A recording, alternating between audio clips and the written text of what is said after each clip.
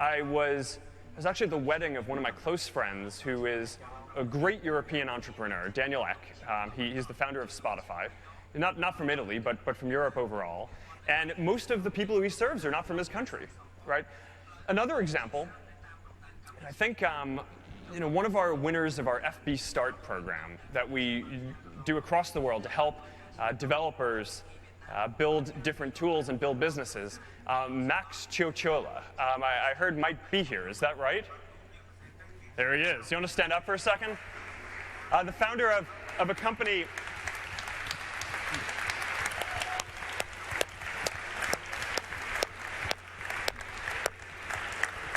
Thanks for coming out. I think you're doing great work. Founder of the company Music's Match, building crowdsourced lyrics for songs.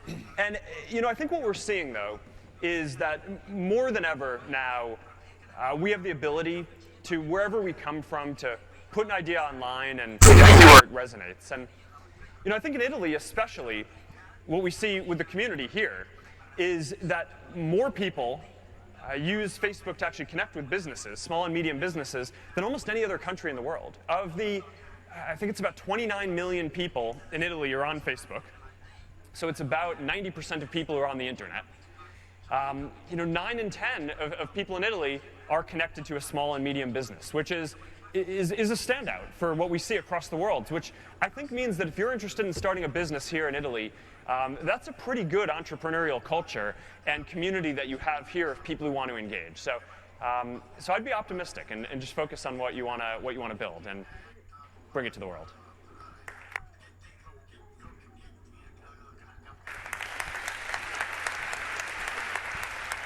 So then we have other questions from the room. So we have a question here. Hi Mark, I'm Cristina. Failure is mostly seen in Italy as something bad, but I know Facebook's culture is different. This is why I'd like to ask you, have you ever failed in your life, and what did you learn about failure? Thanks. Yeah, it's a great question.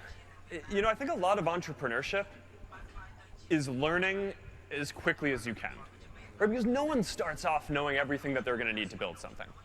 So the best thing that you can do is not study as much as you can before, or not pretend that you know everything. It's go into it with this mindset that your job is to learn as much as you can as quickly as you can. And try to have this mindset that in the end, I don't think we're judged by our failures. I think we're judged by the change that we make in the world. And when you fail, you just whatever that idea was, it just didn't reach whatever impact you were hoping for. One of my favorite stories, I love reading about famous scientists, and one of my favorite stories is this biography of Albert Einstein, and it talks about all these things that he just totally messed up, right? I mean, he's well known for the theory of relativity, which of course changed the world in so many ways, right? Changed fundamental physics, changed how we think about energy, changed how we think about the whole universe. But his belief in that also led him to make a lot of mistakes, right? It led him to think that there couldn't possibly be black holes, because his belief that space-time was this beautiful thing led him to think that black holes are a rip in space-time, that can't possibly be. So in some ways, he was kind of against that. He was a little bit against quantum mechanics, and those theories have ended up being wrong of his. But in the end of the day, no one really remembers that. Right? What people remember is the good stuff that he did and how he experimented along the way to learn and prove his theory of relativity, which ended up making such a big impact on the last century and going forward. And I think that the more that we can remember that and build that into our entrepreneurial culture, I think the more great ideas and people will succeed around the world. Because at the end of the day, it really isn't how you fail, it's what you take away from that and do going forward.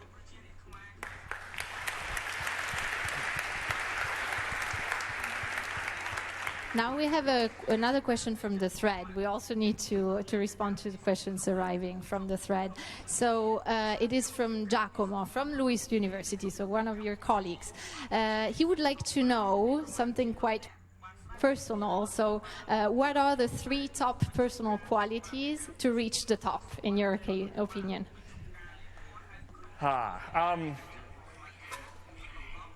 So I think if you want to build something great, you should focus on what the changes that you want to make in the world.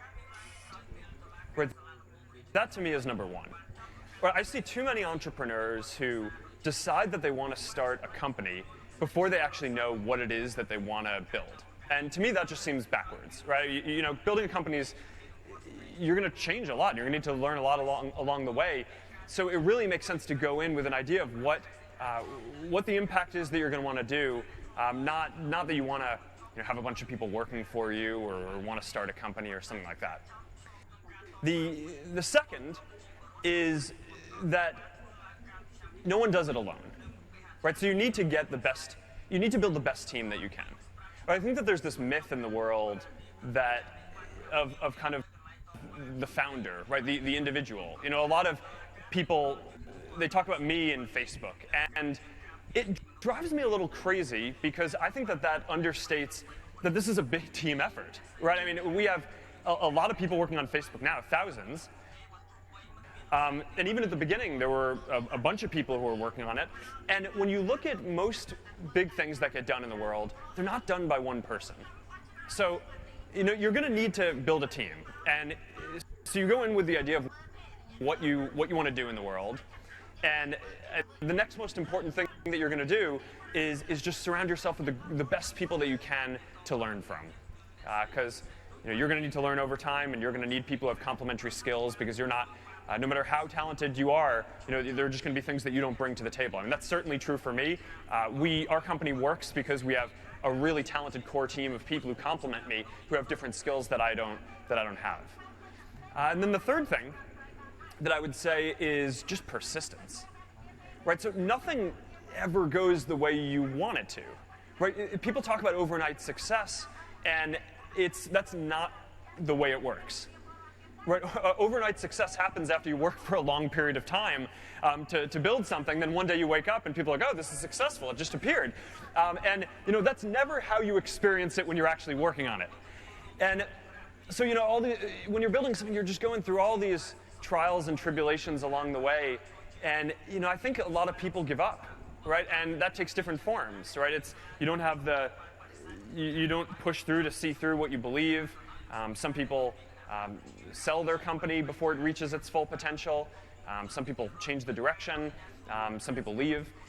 But I think that the biggest things that have gotten done in the world tend to be done by people who primarily believe in a mission and are not trying to build a company, first and foremost, by teams, not by individuals, and by people who just don't give up.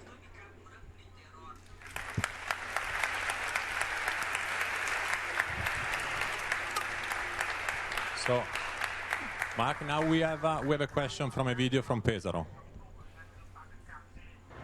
Salve, mi chiamo Filippo e vengo da Pesaro e la mia domanda è: quali sono stati i punti di forza per cui Facebook è riuscita a superare in altri social network? So you got to translate that for me. So the question basically is, which are the main strengths that made Facebook so successful?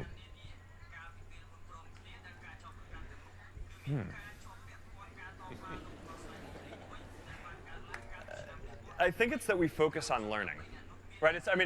The last question was a little bit similar in that, I think in order to build an organization, you want to build an organization that's focused on mission and your purpose above all, that has a strong team and that is very focused and doesn't give up when things get tough. But, I think more than anything, you also need to build an organization that is focused on learning, right? And, great ideas come from everywhere.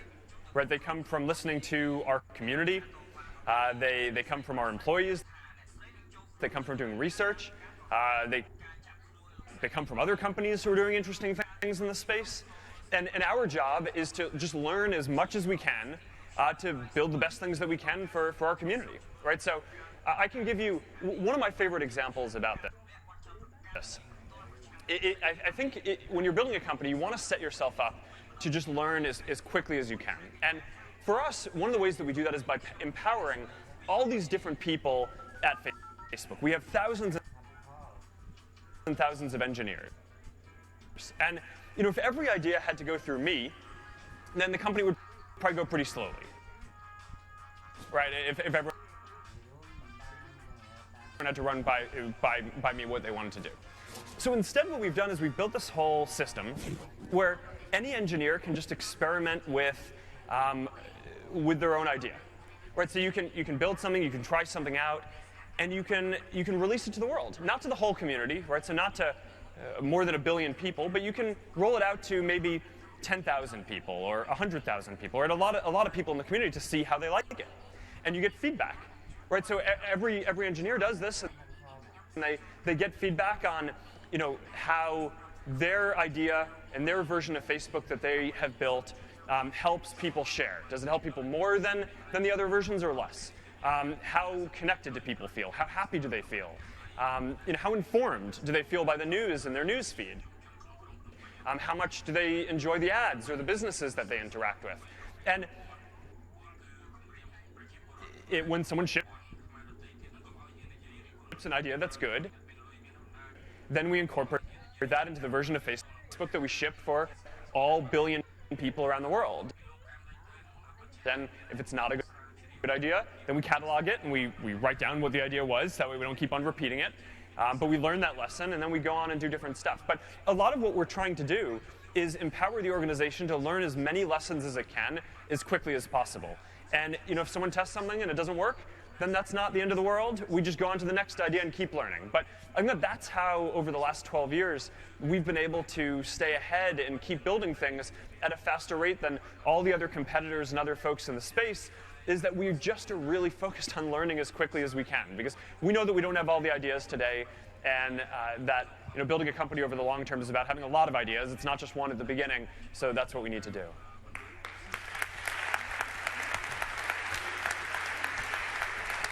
So now we're going to take another question from the room, and I know there was one here. Don't forget to present yourself. Hi, I'm Alessandro, and I have a question about your plane, Aquila. How did you get this idea, and how do you think it's going to influence the future of undeveloped countries like Africa, where people still don't have access to the internet? Yeah. So if you want to connect everyone in the world, helping everyone get on the internet is really important. Right? And it turns out today, even though we all have phones, right, and use the internet, that more than half of people in the world today are not on the internet. So that is just a really important problem that we want to help solve for the world in the next 10 or 15 years. And it turns out that the internet is really important for a lot of people beyond just staying connected, and beyond knowing what's going on with your friends and family. The internet also helps deliver really important tools like education. Right? If you live in a place where there's not a good school, then the internet's one of your best bets for getting education information. But if you live in a place and you don't have access to a good doctor, and you want to know if your child is sick or something like that, then the internet is one of your best tools to be able to do that. So there's a lot of research that shows that for every 10 people who get on the internet, about one person gets lifted out of poverty and new jobs get created. So, for 3 or 4 billion people around the world who are not on the internet, one of the best things that we can do is help connect everyone around the world. And it turns out that there are